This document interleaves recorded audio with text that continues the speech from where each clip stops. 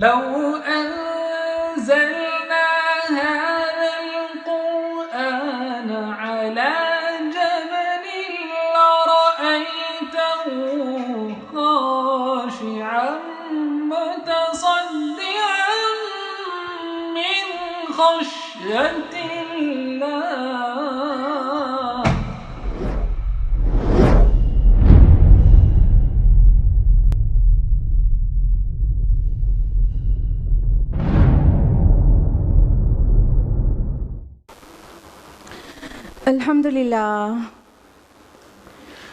الحمدللہ رب العالمین والصلاة والسلام علی رسولہ الکریم وعلی آلہ واصحابہ اجمعین. اما بعد اعوذ باللہ من الشیطان الرجیم. بسم اللہ الرحمن الرحیم. شہر رمضان الذی انزل فیہ القرآن ھدی للناس وبینات من الھدی والفرقان. بسم اللہ الرحمن الرحیم. رب اشرح لی صدری ویسر لی امری واحلل عقدۃ من لسانی یفقہوا قولی. میری عزیزی سامعات، درس قرآن مجید میں آپ سب کا پرخلوص خیر مقدم ہے. السلام علیکم ورحمۃ اللہ وبرکاتہ. اللہ رب العالمین کی ذات بابرکات سے امید ہے کہ آپ سب بخیر و عافیت ہوں گی. الحمدللہ. اللہ تعالیٰ آپ کو اچھا رکھے، ہدایت اور صراط مستقیم پر رکھے اور دنیا اور آخرت دونوں میں کامیابی عطا کرے. آمین. کون سی سورہ چل رہی تھی میرے ساتھ؟ سورہ فرقان. لاسٹ ویک ہم لوگوں نے کہاں تک کیا تھا سورہ فرقان میں؟ بالکل صحیح، آیت نمبر 24 تک. آج ہم لوگوں کو آیت نمبر 25 آنورڈس جاننا ہے. ٹھیک ہے. اس سے پہلے کا جو کانٹیکسٹ ہے آپ کو یاد ہوگا کہ مشرکون بہت طرح کے اللہ کے رسول صلی اللہ علیہ وسلم سے سوال کر رہے تھے، بلکہ اعتراضات کر رہے تھے اور بہت سارے ڈیمانڈس کر رہے تھے.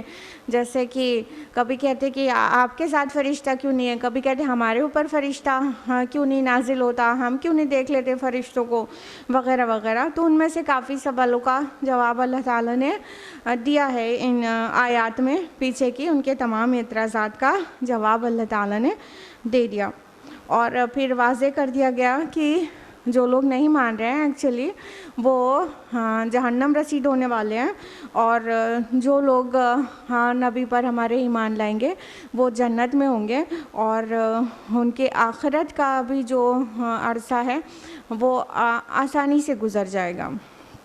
بس اسی کانٹیکسٹ میں بات آگے بڑھ رہی ہے. آیت نمبر 25. وَيَوْمَ تَشَقَّقُ السَّمَاءُ بِالْغَمَامِ وَنُزِّلَ الْمَلَائِكَةُ تَنزِيلًا. اور جس دن آسمان بادل کے ساتھ پھٹ جائے گا اور فرشتے نازل کیے جائیں گے فوج در فوج.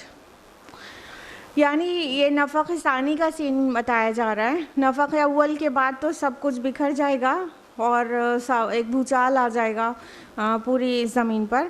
لیکن جب نفخ ثانی ہوگا تو فرشتوں کا نزول شروع ہو جائے گا اور سب کا ریزریکشن شروع ہو جائے گا، سب پھر سے جلا کے اٹھائے جائیں گے. تو یہ نفخ ثانی کے متعلق کے بعد والا سین بتایا جا رہا ہے کہ جو آسمان ہے وہ پھٹ جائے گا، اور مطلب یا تو یہ کہہ سکتے ہیں بادل کے ساتھ پھٹ جائے گا، یا تو کہا جا سکتا ہے کہ آسمان ایسا پھٹے گا کہ جیسے بادل کی طرح نمودار ہوگا، اور پھر اس میں چونکہ فرشتے آئیں گے تو آسمان پھٹنے کا کام ہی یہی ہے کہ وہ جو اللہ کے لشکر ہیں وہ سب اتر آئیں میدان محشر میں. تو اللہ تعالیٰ فرما رہے ہیں کہ اور فرشتے نازل کیے جائیں گے فوج در فوج، یعنی قطار در قطار حد نظر تک انسان دیکھے گا کہ فرشتوں کا نزول ہو رہا ہے، اور بہت زیادہ تعداد میں میدان محشر میں فرشتے جمع ہو جائیں گے. پھر اللہ تعالیٰ فرمائے گا آیت نمبر 26. الملک یومئذ الحق للرحمن. اس دن حقیقی بادشاہی صرف رحمان کی ہوگی. وکان یوما علی الکافرین عسیرا. اور وہ دن کافروں پر بہت کٹھن ہوگا. دیکھیں اللہ تعالیٰ روز قیامت کو کہہ رہے ہیں کہ اس دن حقیقی بادشاہی صرف رحمان کی، اللہ رب العالمین کی ہوگی.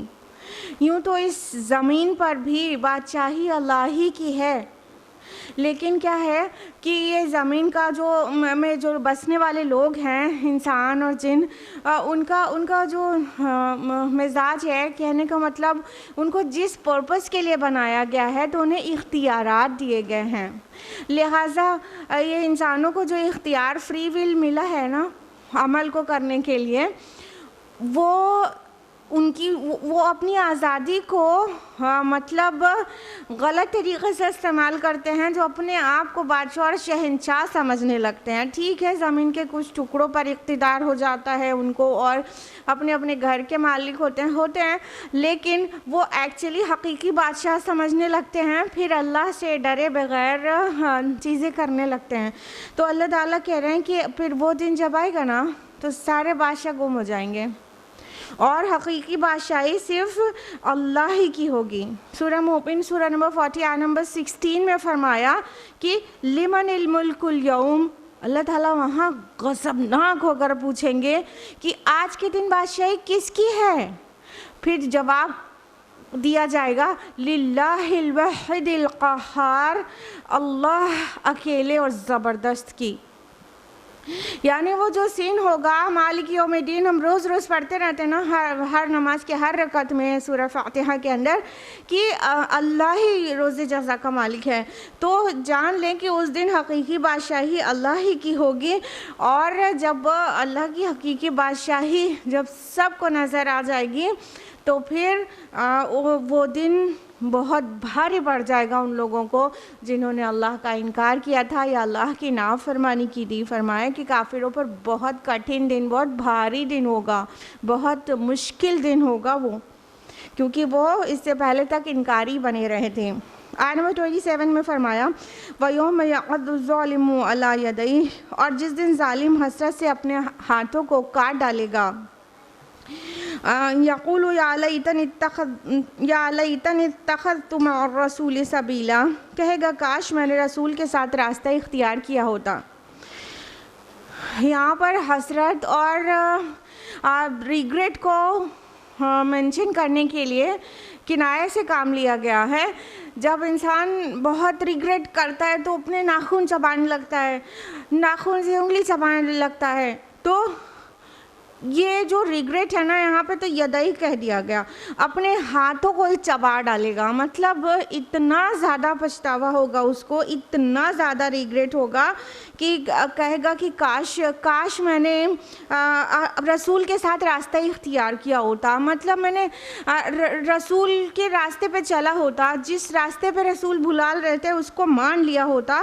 اتنا زیادہ حسرت ہوگا اس کو کہ ناخن نے، انگلی نے، ہاتھ ہی پورا کاٹ کھائے گا کہ ہاں یہ میں نے کیا کیا، ہاں یہ میں نے کیا کیا. تو اس کو ایکسپریس کرنے کے لیے کنایہ سے کام لیا گیا ہے کہ حسرت میں انسان اتنا زیادہ بڑھے گا.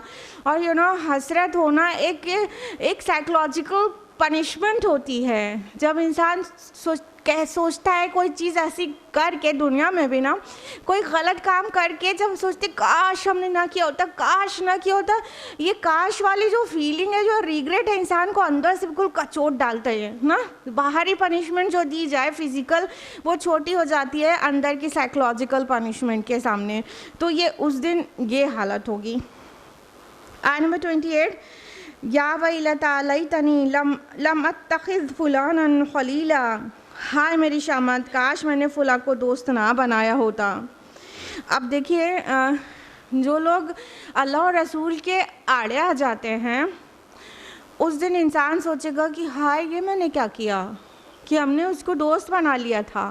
پورا سین اس کو تصور کریے کہ ایکچولی کیا ہوتا ہے، یہ بات کون لوگ کہیں گے. ایکچولی یہ ہوتا ہے کہ رب اور رسول کا کچھ احکام ہے اور انسان کہیں نہ کہیں اس کی طرف اٹریکٹ ہونا چاہ رہا ہے، ذرا سا ہو رہا ہے. تو جو اپنا شوق اور اپنے پلانز دوستوں کے ساتھ ضرور شیئر کرتا ہے نا. پھر انسان دوست کو بتاتا ہے کہ ایسا ہے اور ایسا ہے، میرا دل کر رہا ہے اس جماعت کے ساتھ جڑ جاؤں اور اس کے ساتھ مل کے کام کروں. اور دوست لوگ کہہ رہے ہیں دماغ خراب ہو گیا ہے تمہارا، یہ کیا پاگل پنے سوار ہو گیا ہے. تم اتنے انٹیلیجنٹ پرسن، تم انجینئر، تم ڈاکٹر، تم اتنا نام کما سکتے ہو ان لوگ کے ساتھ جا کے، ان لوگ کی چھوٹی سی سوچ، فینیٹک تھاٹ کے لوگ یہ تمہیں کیا مطلب ترقی ہونے دیں گے تمہاری، وغیرہ وغیرہ. کچھ بھی ہو سکتا ہے. یہ تو ہم نے بس ایک آپ کو خالی سوچنے کے لیے ایک ایگزامپل دیا کہ سم ٹائمز دوست لوگ کیسے ہو جاتے ہیں، وہ دنیا دار، دنیا پرست ہوتے ہیں، اور وہ دنیا پرستی والی سوچ اس سے سجھا دیتے ہیں، اور یہ جو بھی تھوڑا ہی سا دل میں خیال آیا تھا اچھی چیزیں کرنے کا، وہ دب جاتا ہے. تو اس دن جا کے جب انسان دیکھے گا کہ ہائے یہ رب اور رسول کے راستے پہ چلنے والے تو کامیاب ہو گئے اور میں پورا ناکام، ہائے میں نے کاش اس کو دوست نہ بنایا ہوتا. سے کیا پتہ چل رہا ہے؟ اللہ کے رسول صلی اللہ علیہ وسلم کی حدیث ہے کہ انسان اپنے دوست کے دین پر ہوتا ہے. کیا پتہ چلا؟ کمپینین شپ کا اہمیت پتہ چلی کہ انسان جیسے دوست بناتا ہے نا ویسی زندگی گزارتا ہے، اپنے دوست کی سوچ پر ہوتا ہے انسان.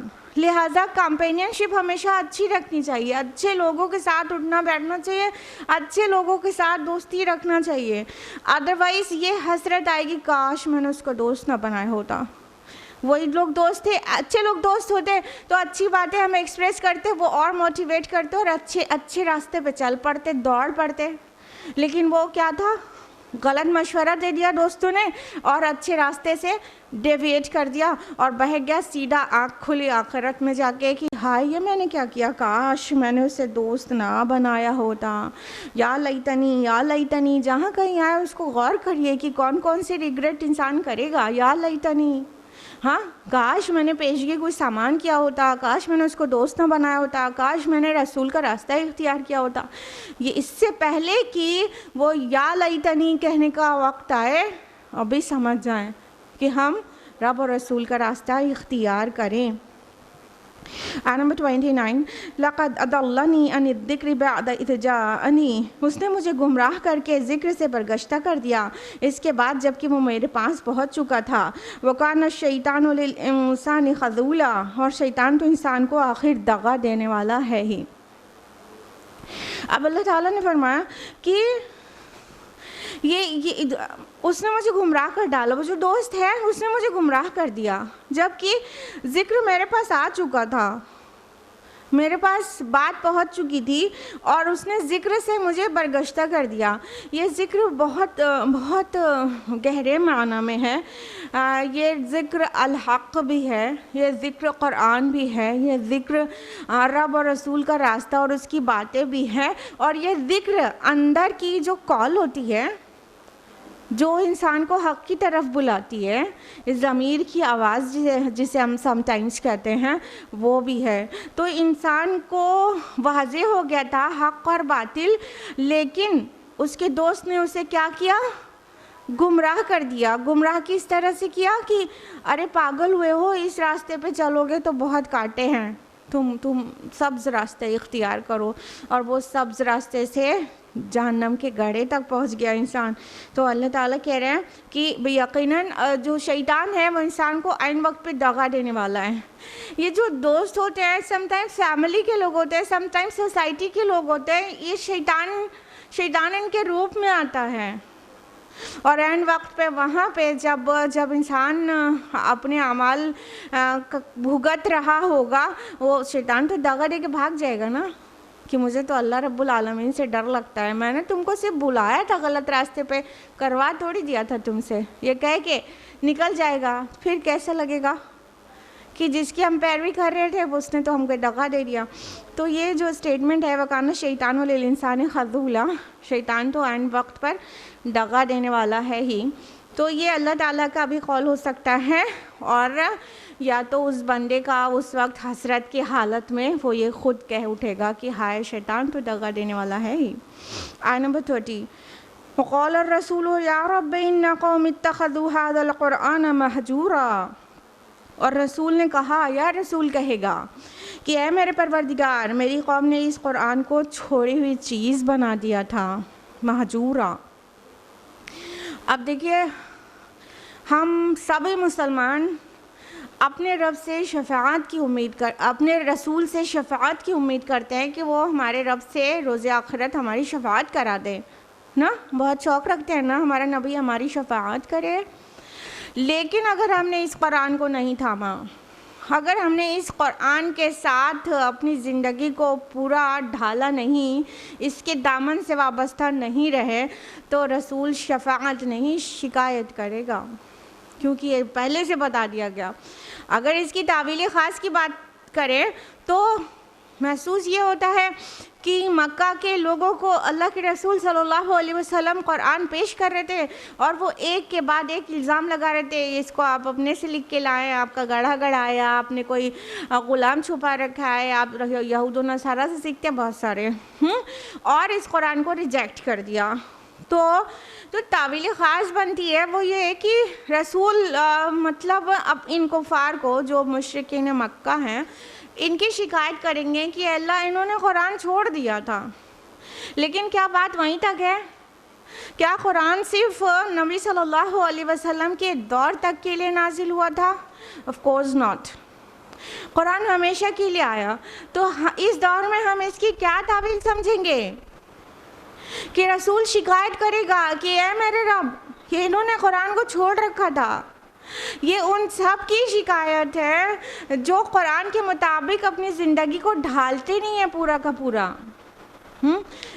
ٹھیک ہے 100% والا نہیں چھوڑے ہوئے ہیں، لیکن کسی کا رشتہ صرف پڑھنے تک ہے، تلاوت پہ تلاوت اور تلاوت. اور کچھ لوگ تلاوت بھی ایسی کرتے ہیں کہ قواعد نہیں جانتے، ٹھیک سے نہیں پڑھتے، حقوق کی ادائیگی کے ساتھ نہیں پڑھتے. اور کچھ لوگ چلو ٹھیک ہے قواعد جانتے، تجوید کے ساتھ پڑھتے ہیں مناسب انداز میں، لیکن سمجھنے کی کوئی ضرورت محسوس نہیں کرتے. نہیں سمجھنے کے لیے تو 16 علوم چاہیے، تمہارے سمجھ میں نہیں آئے گا، ایسی سوچ رکھتے ہیں. تو یہ سبھی کسی نہ کسی درجے میں تارک قرآن ہیں. یہاں پہ جو لفظ آیا مہجورہ، وہ اس کے دو معنی ہو سکتے ہیں. ایک متروک شے جس کو ترک کر دیا ہو، یا تو ایسی چیز جو قابل التفات نہ ہو، مذاق کی چیز ہو، معمولی چیز ہو، بکواس ہو. یہ دونوں معنی ہو سکتے ہیں.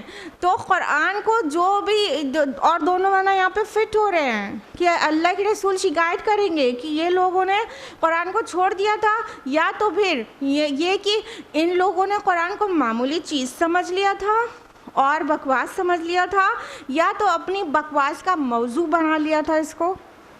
تو اللہ کے رسول صلی اللہ علیہ وسلم شکایت کریں گے. ہم دیکھیں کہ کہیں ہم جن کی شکایت کی جا رہی ہے ان میں تو فال نہیں کر رہے ہیں کہ ہم قرآن کو چھوڑنے والے لوگ تو نہیں ہیں.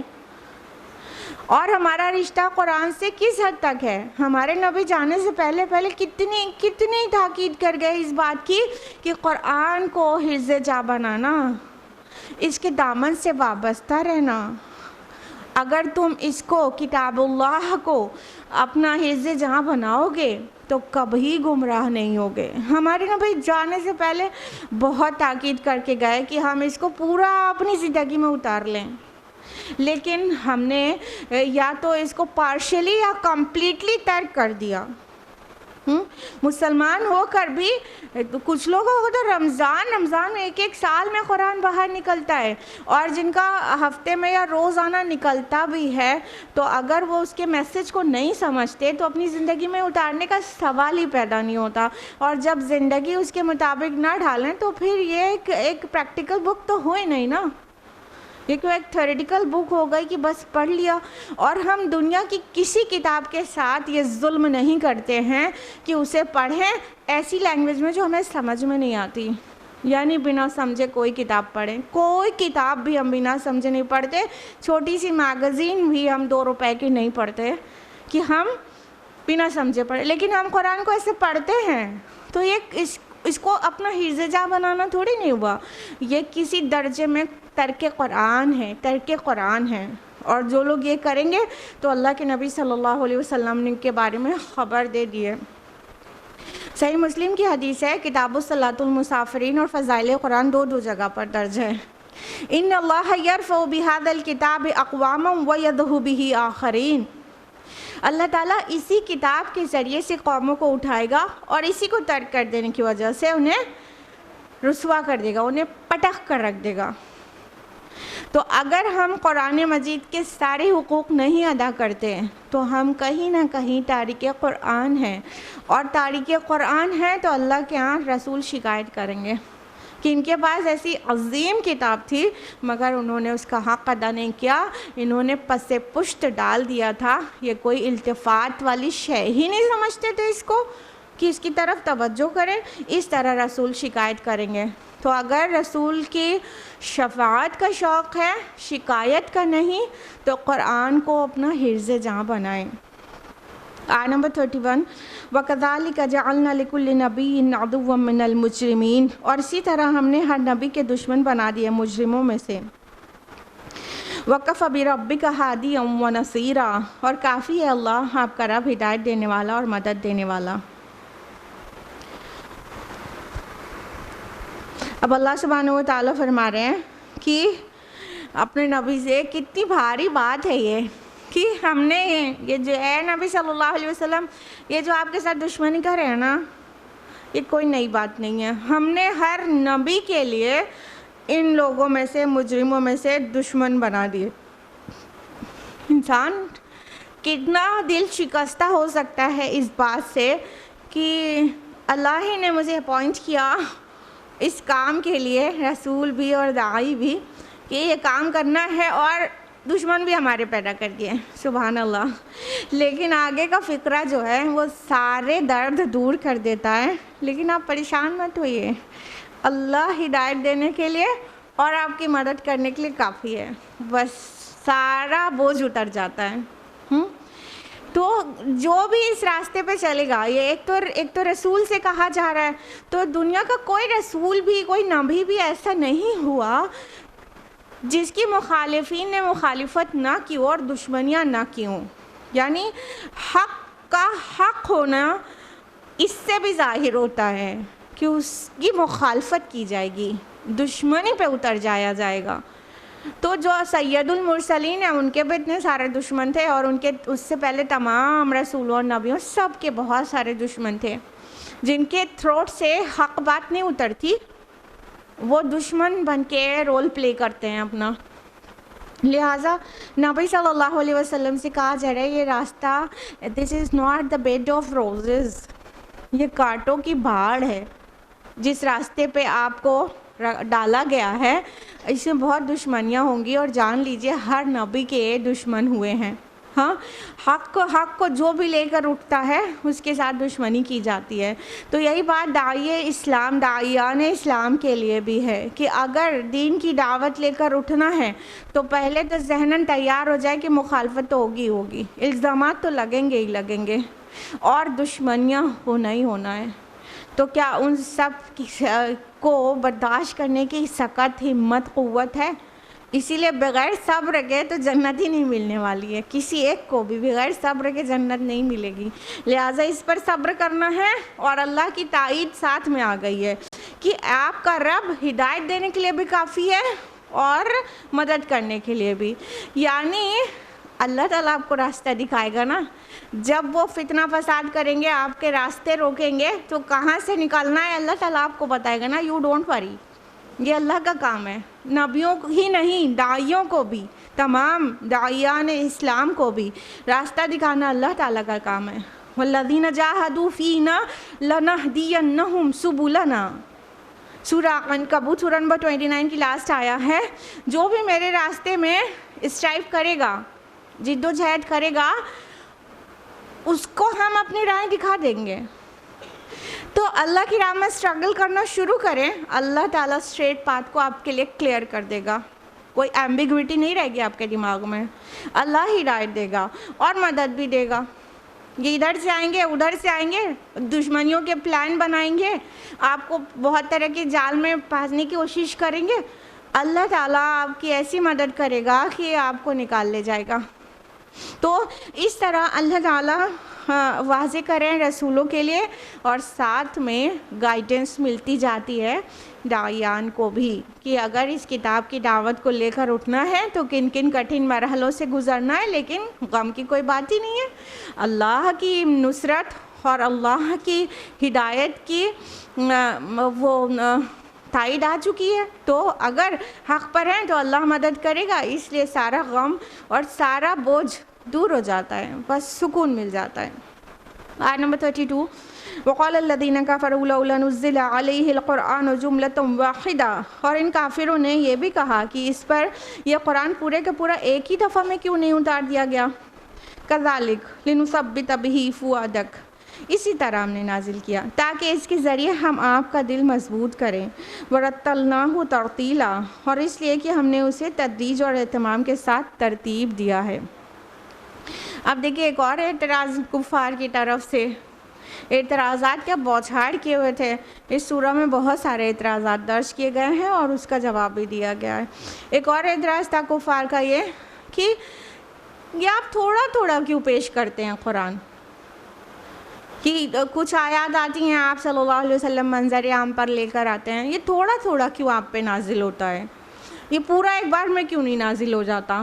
مطلب ان کا کہنا یہ تھا کہ تھوڑا تھوڑا تو اسی لیے آپ لے کر آتے ہیں کہ آپ کچھ سوچتے ہیں، گڑھتے ہیں، معاذ اللہ استغفر اللہ، آپ اپنے سے کچھ گڑھتے ہیں دھیرے دھیرے اور پھر لے کے آ جاتے ہیں، سب کے سامنے پیش کرتے ہیں، یا تو کسی سے سیکھ سکھا کے پڑھا کے ہوم ورک کر کے تھوڑا تھوڑا لے کر آ جاتے ہیں۔ اگر یہ اللہ کی طرف سے ہوتا تو پورا نازل ہو گیا ہوتا ایک ہی بار میں، تو یہ پورا کیوں نہیں نازل ہو گیا؟ اب وہ اللہ کے کام میں اعتراض کریں گے، یہ پورا کیوں نہیں نازل ہو گیا، ایک بار میں کیوں نہیں آ گیا، تھوڑا تھوڑا کیوں آتا ہے، تھوڑا تھوڑا آپ کیوں پیش کرتے ہیں؟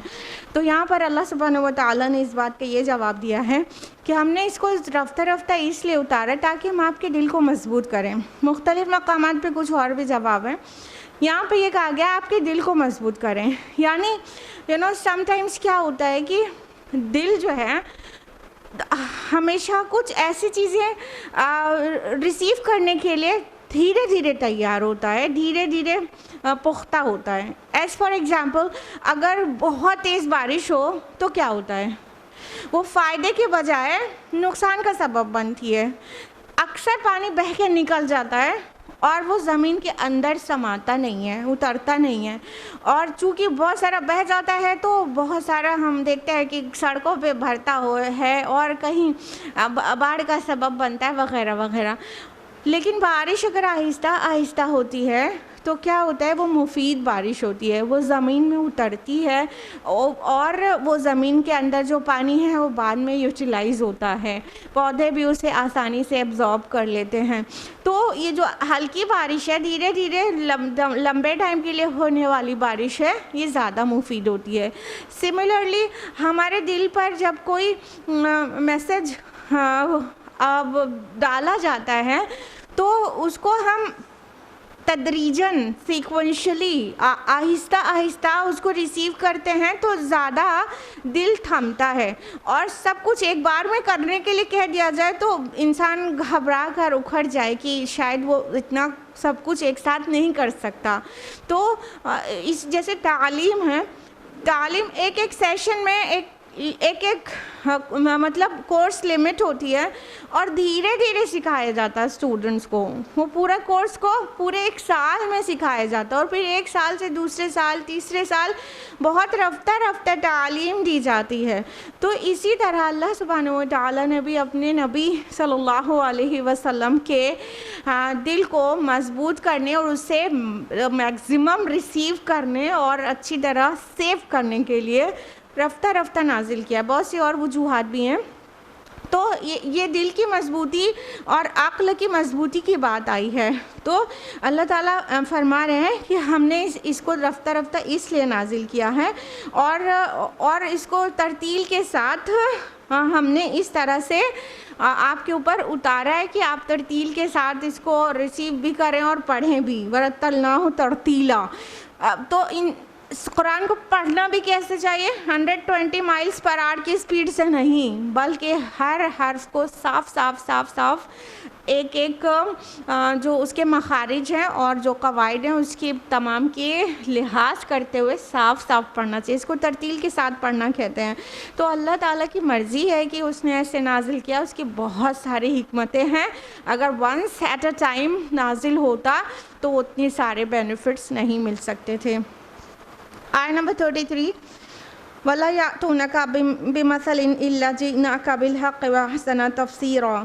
اور یہ لوگ آپ کے پاس کوئی بھی اعتراض نہیں لائیں گے مگر یہ کہ ہم آپ کے پاس حق اور اس کی بہترین وضاحت لے آئیں گے. اب اللہ سبحانہ و تعالیٰ نے ایک ریزن اور دیا جو پچھلی آیت سے ریلیٹڈ بھی ہے اور بہت جنرل بھی ہے. اللہ تعالیٰ کہہ رہے ہیں کہ یہ جو بھی ہم آپ کو دھیرے دھیرے آپ کے دل پہ، آپ کے قلب پر نازل کرتے ہیں نا، پھر یہ اس سے کوئی اعتراض لے کے آتے ہیں تو پھر جب ہم اگلی آیات بھیجتے ہیں تو اس اعتراض کا جواب آپ کو بھیج دیتے ہیں اور خوبصورت تفسیر، بیسٹ ایکسپلینیشن، بیوٹیفل ایکسپلینیشن ہم آپ کو بھیج دیتے ہیں. تو ترتیل کے ساتھ، تدریج کے ساتھ قرآن نازل ہونے کا ایک فائدہ یہ بھی ہے کہ جتنے اعتراضات ہوتے رہے اگلی آیات میں، آئندہ آنے والے ریویلیشن میں اس کا جواب بھی آتا رہا.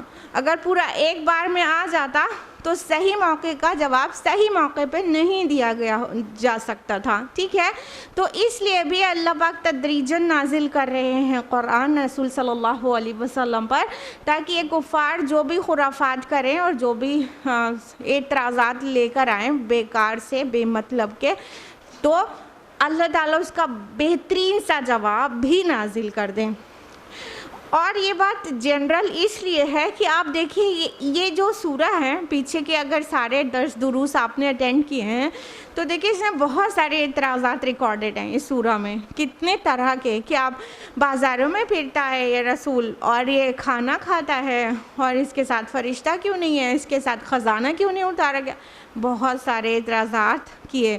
تو اللہ سبحانہ و تعالیٰ اپنے نبی صلی اللہ علیہ وسلم کے دل کو ٹھنڈا کرنے اور زخموں پر ٹھنڈا سا مرہم رکھ رہے ہیں کہ یہ جو بھی چیز کریں گے آپ پریشان نہیں ہوئیے، ہم اس کی بہترین تفسیر آپ کو دے دیں گے. ہم اپنی اس کتاب میں ہی آپ کو بہترین سا جواب، بیوٹیفل ایکسپلینیشن ہم آپ کو دیتے رہیں گے. یو ڈونٹ وری، یہ ہمارا کام ہے کہ یہ اعتراضات کریں تو ہم ان سے نپٹ لیں، آپ کو پریشان ہونے کی ضرورت نہیں ہے اے میرے پیارے نبی. آیت نمبر 34 الذین یحشرون علی وجوہہم الی جہنم اولئک شر مکانا واضل سبیلا. یہ وہ لوگ ہیں جنہیں جمع کیا جائے گا جہنم کی طرف ان کے منہوں کے بل، وہ بہت ہی برے مقام پر ہوں گے اور بہت بھٹکے ہوئے ہوں گے راہ سے. اب اللہ سبحانہ تعالیٰ ان کی پنشمنٹ بیان کر رہے ہیں کہ ان کو سیدھی سیدھی بات بتائی جا رہی ہے، سیدھا کلام کیا جا رہا ہے تو انہیں سمجھ میں نہیں آ رہا ہے. ان کی پنشمنٹ یہ ہے کہ جب یہ جہنم میں ڈالے جائیں گے روز آخرت تو منہ کے بل ڈالے جائیں گے. کسی صحابی نے پوچھا یا رسول اللہ صلی اللہ علیہ وسلم، ہم لوگ تو اپنے پیروں سے چلتے ہیں، منہ سے تو چلتے نہیں ہیں، تو کیا اس دن کوئی منہ کے بل بھی چلے گا؟ تو اللہ کے رسول صلی اللہ علیہ وسلم نے جواب دیا کہ جس رب نے تمہارے پیروں کو اس لائق بنایا ہے کہ تم چل سکتے ہو، وہ منہ کے بل چلا دینے پر بھی قادر ہے اور چلا دے گا. تو چونکہ یہ الٹا ہی بات کرتے ہیں، الٹی ہی سوچ رکھتے ہیں، تو اب ان کو الٹا ہی کر دیا جائے گا ان کی پنشمنٹ کے طور پر. پنشمنٹ نا ہمیشہ ریلیونٹ ہوتی ہے، اس کا کوئی نہ کوئی جو دنیا میں انسان حرکت کر کے آیا ہے اس سے کوئی ریلیونس ہوتا ہے.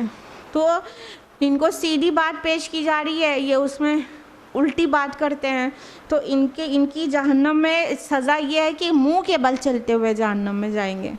یعنی اللہ تعالیٰ یقیناً اس بات پر قادر ہے کہ پیر سے چلا سکتے ہیں تو منہ سے ان کو چلا دے.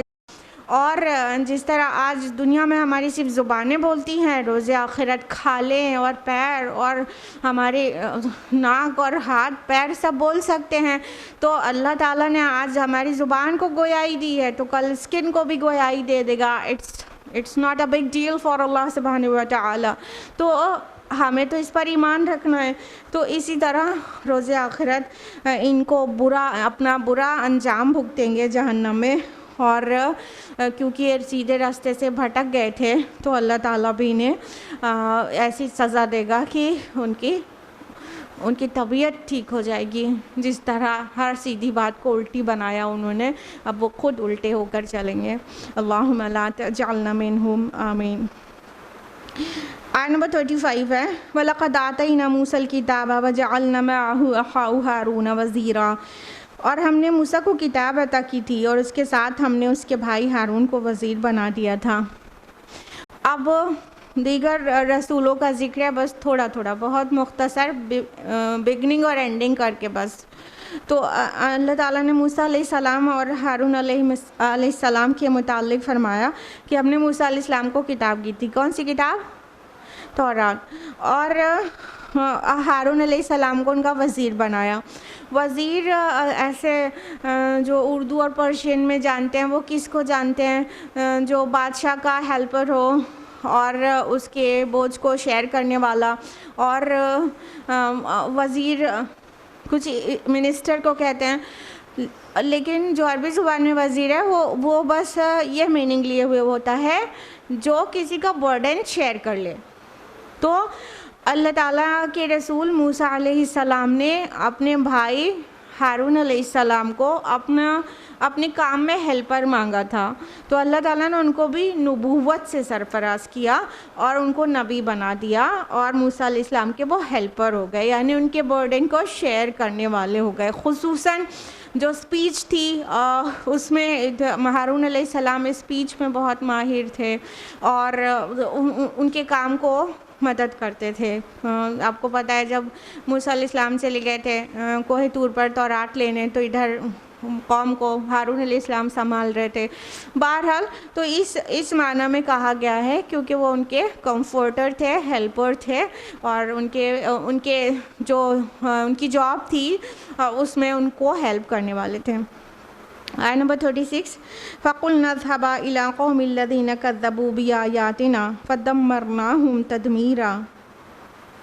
تو ہم نے حکم دیا کہ آپ دونوں جاؤ اس قوم کی طرف جنہوں نے ہماری آیات کو جھٹلایا، پھر ہم نے انہیں بالکل تباہ و برباد کر کے رکھ دیا. یعنی اسٹوری کو اتنے میں کنفائنڈ کیا گیا ہے کہ موسیٰ علیہ السلام کو، کیونکہ اور دیگر مقامات پر اس کی تفصیل آ ہی رہی ہے، تو ہاں موسیٰ علیہ السلام کو اور ہارون علیہ السلام کو کہا کہ جاؤ فرعون کی طرف، ان کو دعوت دو. ان کے جو ڈیوٹیز تھی سب منشن کی گئی، اور وہ الٹیمیٹلی نہیں مانے، ہم سب کو معلوم ہے. اور پھر کس طرح سے موسیٰ علیہ السلام بنی اسرائیل کو وہاں سے لے کر نکلے اور فرعون اس کی پوری آرمی غرقاب ہو گئی. تو اتنے تھوڑے میں یہ پوری اسٹوری کو سم اپ کر دیا گیا ہے. یہاں پر مضمون جو چل رہا ہے وہ یہ کہ جو رب کی اور رسول کی نافرمانی کرتا ہے اس کا کیا انجام ہوتا ہے. تو یہاں اسٹوری اتنی تھوڑی کر کے بتا دیا گیا کہ دیکھو موسیٰ کی بھی نہیں مانے تھے آل فرعون، ہاں، تو ان کا کیا انجام ہوا تم دیکھ لو. اسی طرح تم ہمارے اس رسول کو جھٹلا رہے ہو، مطلب اس کی تکذیب کر رہے ہو، اب تم اپنا انجام کا بھی انتظار کرو. جس طرح موسیٰ کی قوم موسیٰ کا انکار کیا تھا فرعون اور آل فرعون نے، تو ان کا جیسا انجام ہوا تھا. آیت نمبر 37 وَقَوْمَ نُوحٍ لَمَّا كَذَّبُوا الرُّسُلَ أَغْرَقْنَاهُمْ وَجَعَلْنَاهُمْ لِلنَّاسِ آیَةً. اور قوم نوح کو بھی ہم نے غرق کر دیا جب انہوں نے رسولوں کی تکذیب کی، اور انہیں ہم نے نوع انسانی کے لیے ایک نشانی بنا دیا. وَأَعْتَدْنَا لِلظَّالِمِينَ عَذَابًا أَلِيمًا. اور ہم نے ظالم لوگوں کے لیے ایک دردناک عذاب بھی تیار کر رکھا ہے.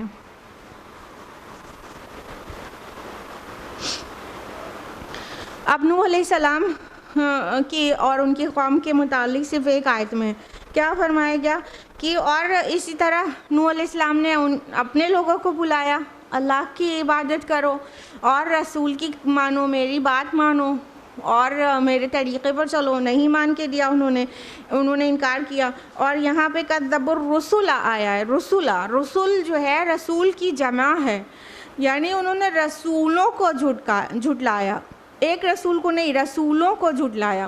دیکھیے اولاً تو یہ بات سمجھنے کی ہے کہ ایک رسول کو جھٹلانا، اس کے پیچھے سارے رسولوں کو جھٹلانا ہے. کیوں؟ جب رسول اللہ کی دین کی دعوت لے کر کھڑا ہوتا ہے تو صرف اپنے کو رسول ہونا نہیں مینشن کرتا، بلکہ اس سے پہلے جو رسول اللہ کی طرف سے آئے ان کی بھی مینشننگ کرتا ہے. اور ایک مومن کو ان سب پر ایمان لے کے آنا ہوتا ہے. ہم لوگ ایز امت محمد صلی اللہ علیہ وسلم ہم کیا کرتے ہیں؟ آدم سے لے کے محمد رسول اللہ سبھی انبیاء پر ایمان رکھتے ہیں نا. تو اسی طرح ہر رسول جب وہ ایمان کی دعوت دیتا ہے تو باقی رسولوں پر بھی ایمان لانا ہوتا ہے قوم کو، کیونکہ اس سے پہلے کے جو رسول ہوتا ہے اس نے اس رسول کی خبر دی ہوئی ہوتی ہے، اور پھر یہ رسول آ کے تصدیق کرتا ہے کہ میں اس کی جو خبر ہے وہ ہوں. ٹھیک ہے، تو پوری چین پر ایمان لانا ہوتا ہے. تو اس لیے ایک رسول کی تکذیب سارے رسولوں کی تکذیب ہے. ایک رسول کی تکذیب ایکچولی سارے رسولوں کی تکذیب ہے نا. اب دیکھیے عیسائی لوگ نے کیا کیا؟ سارے رسولوں کو مانا، صرف لاسٹ میں ایک رسول کو نہیں مانا، محمد صلی اللہ علیہ وسلم. یہود نے کیا کیا؟ سارے رسولوں کو مانا، بس لاسٹ کے 2 رسولوں کو نہیں مانا. تو کیا اگر ایک یا 2 کچھ رسولوں کو نہیں مانے تو بھی مومن کہلائے گا کیا؟ نہیں کہلائے گا. ایک رسول کی تکذیب، ایک رسول کا انکار، سب کا انکار ہے، سب کی تکذیب ہے. لہٰذا یہاں پر رسولوں آیا ہے کہ انہوں نے رسولوں کی تکذیب کی، اور فرمایا کہ اور ہم نے ظالموں کو کے لیے دردناک عذاب تیار کر رکھا ہے، اور قوم نوح کو غرقاب کر دیا. تو یہ جو غرقابی تھی یہ تو کیش پنشمنٹ تھی، انسٹنٹ پنشمنٹ، اور جو کہا ظالموں کے لیے عذاب تیار کر رکھا ہے یہ کریڈٹ پنشمنٹ ہے جو کہ آخرت میں ملے گی. یعنی یہ جو دنیا کا عذاب ہوتا ہے نا، یہ پوری پنشمنٹ نہیں ہوتی ہے کہ یہ دنیا میں تو ڈبا دیے گئے، دنیا میں تو بجلی کا کڑکا ان کے اوپر گر گیا، یا دنیا میں تو طوفان آ گیا، بس ہو گئے کام فنش ان کا. نہیں، یہ تو چھوٹی پنشمنٹ ہے، بڑی پنشمنٹ آخرت میں انتظار کر رہی ہے. اور یہ جو چھوٹی پنشمنٹ ہوتی ہے نا وہ باقیوں کے لیے نشان عبرت بنانے کی غرض سے بھی ہوتی ہے. تو اگر قوم نوح غرقاب ہو گئی تو ہمارے اور آپ کے لیے اس میں لیسن ہے نا. تو یہ بعد میں لیسن دینے کے لیے، ورنہ ایکچول پنشمنٹ تو آخرت میں ملے گی. آیت نمبر 38 وعاد وثمود واصحاب الرس وقرون بین ذلک کثیرا. اور قوم عاد، قوم سمود اور کنویں والوں اور ان کے مابین بہت سی دوسری اقوام کو بھی ہلاک کر دیا. عاد اور سمود کے بارے میں آپ جانتے ہی ہیں. قوم عاد کے رسول کون تھے؟ ہود علیہ السلام.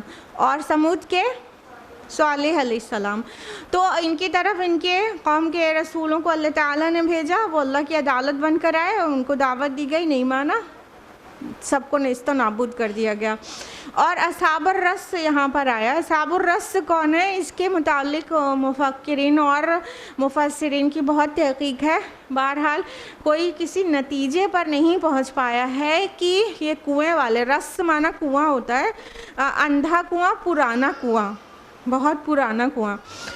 تو اصحاب الرس کے بارے میں تحقیق کرنے کی کوشش کی ہے بہت سے مفکرین نے، لیکن بالکل تحقیق شدہ بات نہیں پتہ چلتی ہے کہ دنیا کے کس خطے سے بلانگ کرتے تھے، یا وہ کون سی بستی تھی، اور کس مطلب زمانی اور مکانی دونوں اعتبار سے تحقیقی بات نہیں ہے کہ کون لوگ تھے. لیکن اتنا اندازہ بہت کلیئر ہے سب کا کہ جو بھی تھا اس نے اپنے نبی کو کنویں میں، بند کنویں میں ڈال کے ہلاک کیا ہے.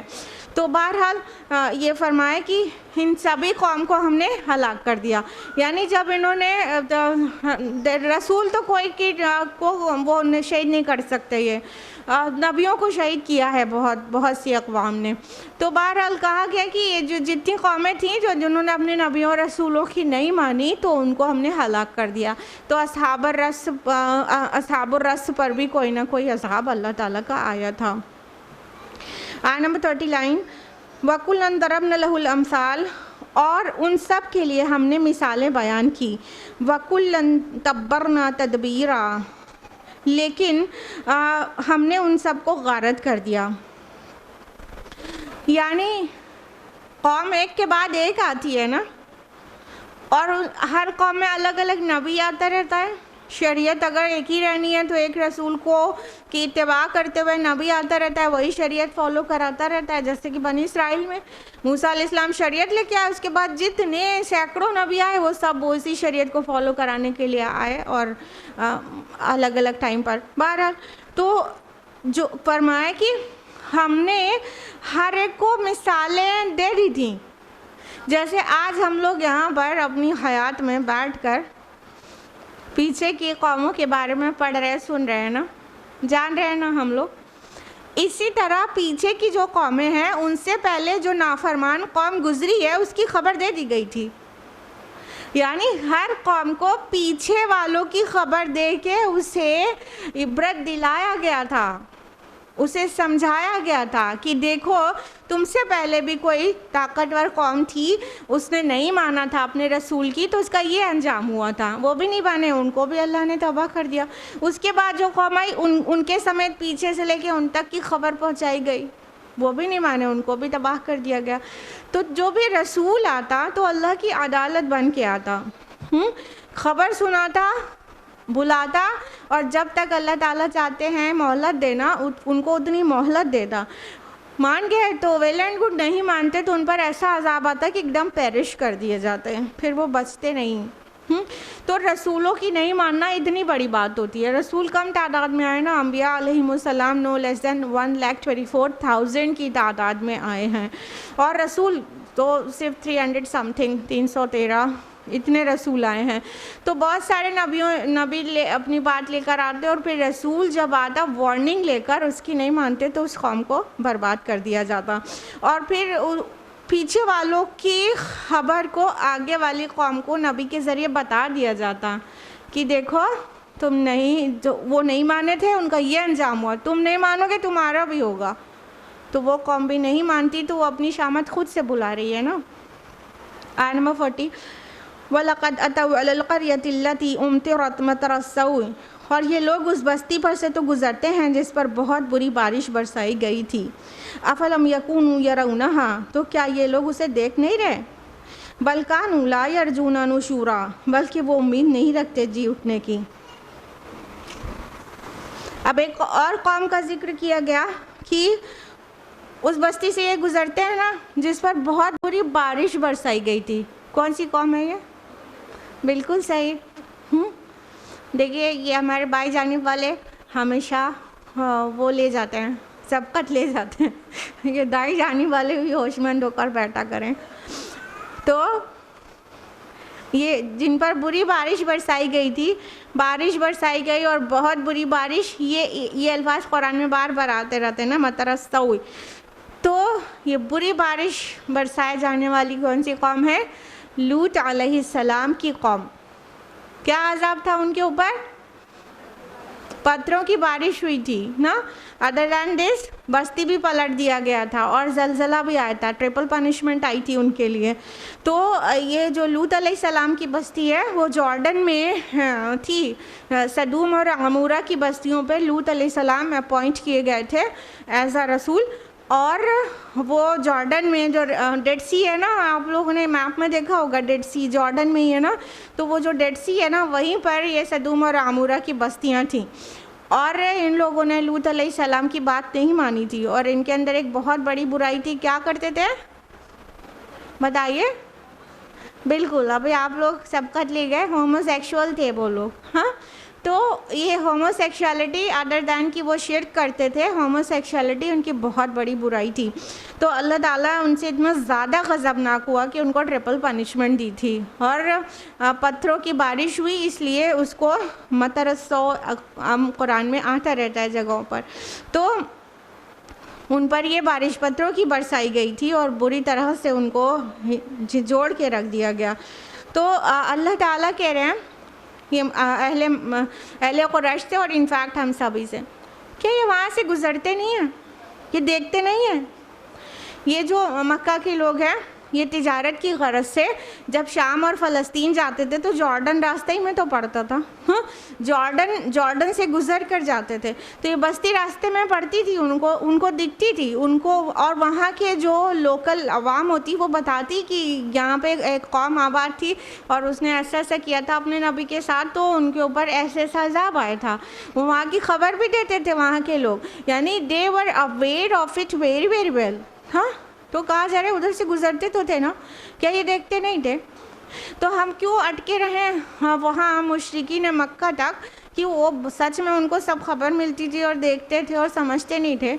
آج کے آرکیولوجیکل جو ایویڈنسز ہیں، آج آرکیولوجی اتنی بڑی برانچ آف سائنس ہو چکی ہے ایک طرح سے، کیونکہ اس کے ریسرچز سائنٹیفک نوعیت کے ہوتے ہیں نا، ہندی میں کیا کہتے ہیں پراتتو نا، تو وہ جو پرانی چیزوں کے ریسرچز ہوتے رہتے ہیں، تو یہ آرکیولوجیکل اتنے سارے سرویز ہوتے رہتے ہیں، ایک ایک چیز پتہ نہیں کہاں کہاں کی دفن بستی وہ ان لوگوں کو ملتی رہتی ہے نا، اس میں ہر ایک چیز ان کو سامنے آتی رہتی ہے، اور اتنی گہرائی سے وہ ہر ایک چیز کو جان رہے ہوتے ہیں کہ کس قوم کے ساتھ کیا ہوا تھا اور کیا کلچر تھا، کیا عادات و حرکات تھیں، اور پھر کیا کس طرح پنش کر دیا گیا تھا، وہ سب ان کی پوری اسٹڈی میں آتا رہتا ہے. لیکن کتنے آرکیولوجسٹ ہیں جن کے یہ آنکھوں، یہ سر میں دھسی ہوئی آنکھوں کے علاوہ ان دماغ میں بھی آنکھیں ہوتی ہیں جن کی، ہاں بس وہ اسٹڈی کرتے رہتے ہیں، ہاں بالکل مطلب ایک اپنا سبجیکٹ سمجھ کے اسٹڈی کرتے رہتے ہیں، بس ان کی آنکھیں نہیں ہیں، ان کو بصیرت نہیں ہے کہ پچھلی قوموں کے ساتھ یہ ہوا تھا تو ہم بھی آج وہی سب. ہمارے دنیا کے کتنے لوگ ہیں، کتنی کنٹریز ہیں جہاں میں ہومو سیکشوالٹی اور LGBTQ کو مطلب بالکل لیگلائز کیا ہوا ہے اور ان کو بڑی عزت دی جا رہی ہے، ان کو برابری کا درجہ دینے کی بہت بڑی بڑی مہمات چل رہی ہیں. ہاں یہ آرکیولوجسٹ انہیں نہیں بتا رہے ہوتے ہیں کہ کون کون سی قوم کے ساتھ کیا کیا ہو چکا ہے اور ان کو کیسے کیسے اوپر سپریم پاور کی طرف سے پنش کیا جا چکا ہے کہ یہ سب نہیں کرنا ہوتا ہے. ہاں ایسے بہت ساری چیزیں ہیں. تو آج وہ قوم بھی تو جو اتنی بڑی اپنے کو سائنٹسٹ سمجھتی ہے، اس قوم کے بھی آنکھیں نہیں ہیں، عقل نہیں ہے، انہیں دکھائی کچھ بھی نہیں دے رہا ہے. ان مشرکین عرب کی طرح گزرتے تھے، آنکھوں سے دیکھتے تھے، سمجھ میں سجھائی کچھ نہیں آتا تھا. لیکن اس کے پیچھے ریزن کیا ہے؟ ان کا بھی اور ان کا بھی آخرت پر ایمان نہیں لانا چاہتے. بس ان کا سب سے بڑا مسئلہ یہ ہے کہ آخرت کے بارے میں کوئی یہ نہ کہے کہ تمہیں دوبارہ جی کر اٹھنا اور حساب و کتاب دینا ہے. جہاں انہوں نے یہ بات پر ایمان رکھا، یہ بات مانا، انہیں ذمہ دار ہونا پڑے گا. وہ ذمہ دار نہیں ہونا چاہتے دنیا میں. آیت نمبر 41 وَإِذَا رَأَوْكَ أَن يَتَّخِذُونَكَ إِلَّا هُزُوًا، اور یہ لوگ جب بھی آپ کو دیکھتے ہیں تو آپ کا مذاق بنا لیتے ہیں. أَهَذَا الَّذِي بَعَثَ اللَّهُ رَسُولًا، کیا یہ ہیں جنہیں اللہ نے بھیجا ہے رسول بنا کر؟ ہائے قربان جائیے اپنے نبی پر جو بالکل معصوم ہو اور دنیا کی سب سے عظیم شخصیت ہو اور سید المرسلین ہو، اس کا مذاق بنایا گیا، اس کا مذاق بنایا گیا. یہ مشرکین مکہ کہتے تھے اچھا جناب آپ ہی ہیں جو اللہ کو مل گئے تھے رسول بنانے کے لیے، اور کوئی ملا نہیں تھا ہمارے خدا کو. اور کہتے تھے کہ اس کو کیوں رسول بنا کر بھیجا ہے اللہ نے؟ اگر رسول کسی کو بھیجنا ہی ہوتا انسانوں میں سے تو پھر یہ مکہ اور طائف کے بڑے لیڈران میں سے کسی کو بنا کر بھیجتے. تو یہ اس طرح سے ہمارے پیارے نبی کا مذاق اڑاتے تھے کہ آپ ہیں جن کو رسول بنا کر بھیجا گیا ہے، اور آپ جوتیاں پٹ کھاتے پھرتے ہیں، بازاروں میں گھومتے ہیں، آپ ہیں رسول، یہ جی جناب یہ رسول ہیں. اس طرح سے میرے نبی کا تمسخر کیا گیا ہے اور میرے نبی نے صبر کیا ہے. آیت نمبر 42 سنیے. ان کاد لیضلنا عن آلہتنا لولا ان صبرنا علیہا، قریب تھا کہ یہ شخص ہمیں اپنے معبودوں سے ورغلا دیتا اگر ہم اس کی پرستش پر ثابت قدم نہ رہتے. وسوف یعلمون حین یرون العذاب من اضل سبیلا، ان قریب جب وہ عذاب کو دیکھیں گے تو جان جائیں گے کہ کون بھٹکا ہوا ہے رستے سے، کون بھٹکا ہوا تھا رستے سے. اب دیکھیے یہ بالکل اسے تضاد بات آ گئی نا. پیچھے نا بے شرم لوگ ہمارے نبی کا مذاق اڑا رہے تھے، اور اس آیت میں کیا ہے کہ وہ کہہ رہے ہیں ارے اگر ہم اپنے معبودوں پر جمع نہ بیٹھے ہوتے تو یہ تو ہم کو ہمارے معبودوں سے برگشتہ کر دیتا، ثابت قدم نہ رہنے دیتا، ہمارے بتوں کی پرستش سے ہم کو بھٹکا دیتا، ہٹا دیتا۔ وہ تو غنیمت ہے کہ ہم اپنے بتوں پر ثابت قدم تھے۔ یہ بات کسی ویک پرسن کے لیے مانی جائے گی یا اسٹرانگ پرسن کے لیے؟ آف کورس اسٹرانگ پرسن کے لیے۔ مطلب یہ جو مذاق اڑاتے تھے نا، ان کے دماغ کا بخار تھا جس کو کسی طرح وہ اتارتے تھے۔ ان ریئل وہ اندر سے اتنے خائف تھے رسول اللہ صلی اللہ علیہ وسلم کی دعوت سے کہ ریالٹی بھی ان کے منہ سے نکلی پڑتی تھی۔ ابھی ابھی تو مذاق اڑا رہے تھے اور ابھی کہنے لگے اگر واقعتاً اگر ہم لوگ اپنے معبودوں پہ جم کے نہ بیٹھے ہوتے تو اس نے تو ہمیں ان سے الگ کر ہی دیا تھا۔ مطلب لوہا مان رہے ہو نا آپ کسی کی دعوت اور مشن کا، لوہا مان رہے ہو نا آپ جان رہے ہیں کہ اس کی دعوت میں کتنی بڑی طاقت ہے۔ تو ریالٹی یہ تھی کہ نبی صلی اللہ علیہ وسلم تنے تنہا کھڑے ہو گئے تھے اس کام کے لیے، لیکن یہ اندر سے خائف تھے اور ڈرے ہوئے تھے، اور اس مشن کے پھیلنے اور پریویل کرنے سے بہت زیادہ ڈرے ہوئے تھے۔ تو ریالٹی یہ ہے، اور اوپر سے دکھانے کے لیے، اپنے اندر کی کمزوری کو چھپانے کے لیے بے شرم میں ہمارے نبی کا مذاق اڑاتے تھے۔ آیت نمبر 43، ارائیت من اتخذ الہہ ہواہ، کیا تم نے نہیں دیکھا اس شخص کو جس نے اپنی خواہش نفس کو اپنا معبود بنا لیا ہے؟ افانت تکون علیہ وکیلا، تو کیا اے نبی صلی اللہ علیہ وسلم آپ ایسے شخص کی ذمہ داری لے سکتے ہیں؟ اب یہ دیکھیں بہت اہم بات آ رہی ہے۔ فرمایا کہ آپ نے اس کو دیکھا ہے جس نے اپنی خواہش نفس کو اپنا معبود بنا لیا ہے۔ ہم یوزولی شرک کس چیز کو سمجھتے ہیں؟ بتوں کی عبادت کی جائے تو شرک ہے، یہ ون اینڈ اونلی شرک نہیں ہے، there are many kinds of شرک۔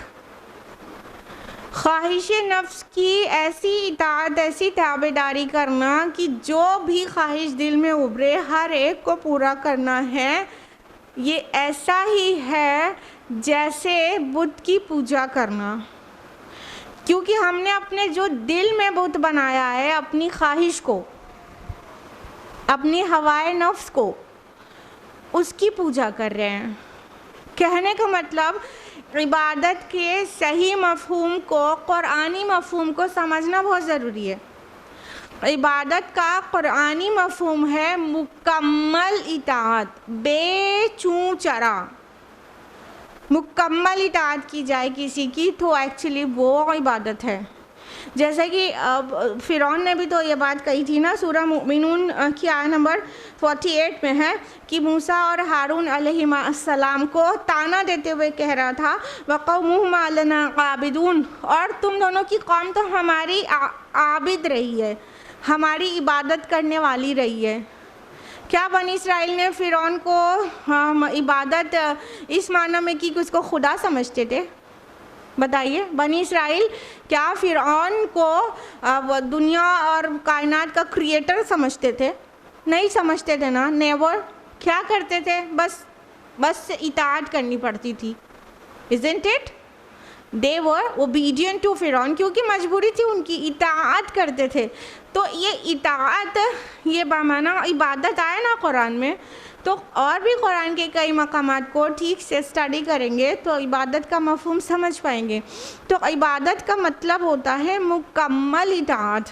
تو یہ جب انسان کے دل میں کچھ بھی آئے اور اسے کرے اور کر ہی ڈالے اور اسے وہی کرنا ہے جو اس کا دل چاہتا ہے، تو یہ نفس کی اطاعت نہیں، نفس کی عبادت کہلائے گا۔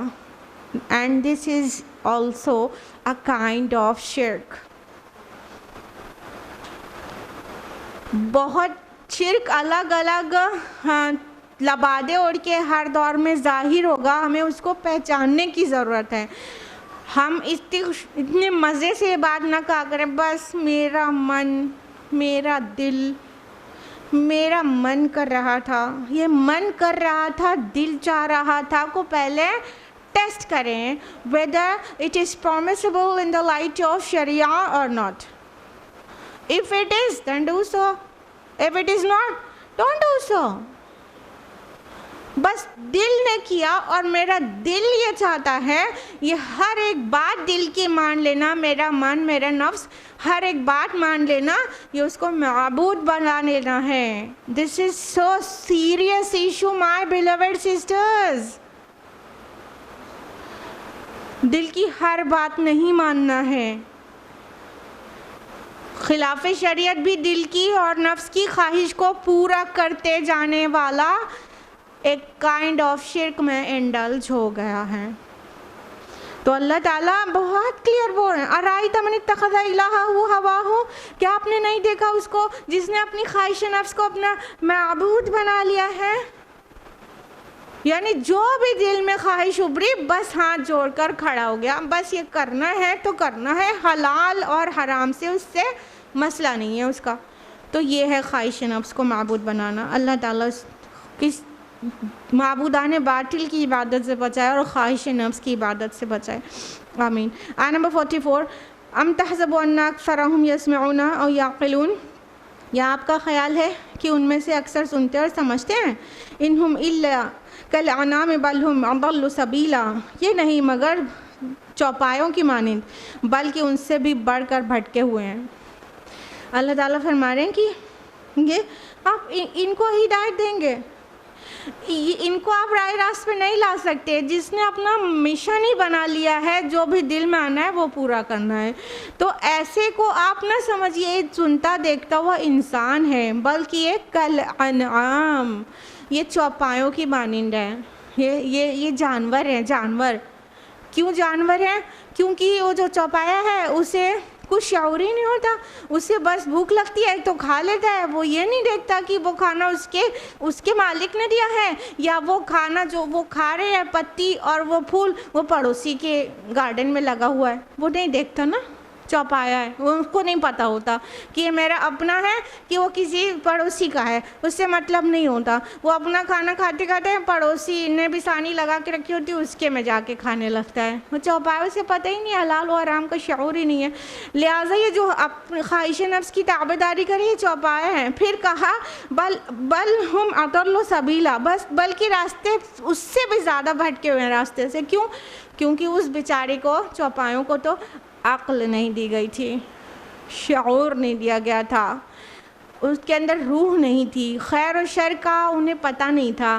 لیکن یہ پورا دو ٹانگوں والا جو چوپایا ہے، چوپایا بھی ہے اور دو ٹانگ بھی ہیں، وہ دو ٹانگوں والا جو حیوان ہے وہ اس کے پاس عقل ہے، شعور ہے، ضمیر ہے، روح ہے، اندر سے کال آتی ہے، باہر سے وہ اسکول پڑھ کے آیا ہوا ہے، خیر و شر کی تمیز اسے بتائی گئی ہے، اس کے بعد بھی کر رہا ہے تو چوپایوں سے بھی زیادہ گمراہ. بل ہم اضل، اس سے بھی زیادہ گمراہ. اللہم لا تجعلنا منہم. آج کے لیے اتنا ہی. اللہ تعالیٰ سے دعا ہے کہ وہ ہم سبھی کو قرآن مجید پڑھنے، غور و فکر کرنے، عمل کرنے اور دوسروں تک پہنچانے کی توفیق عطا فرمائے. اللہ تعالیٰ خواہش نفس اور اس کی ناجائز خواہشات نفس کی پورا کرنے سے بچائے. اللہ تعالیٰ قرآن کو ہمارا حفظ جاں بنا دے اور ہم اپنے رسول کی شفاعت کے مستحق قرار پائیں، نہ کہ شکایت کے. آمین یا رب العالمین. وآخر دعوانا الحمد للہ رب العالمین. والسلام علیکم ورحمۃ اللہ وبرکاتہ.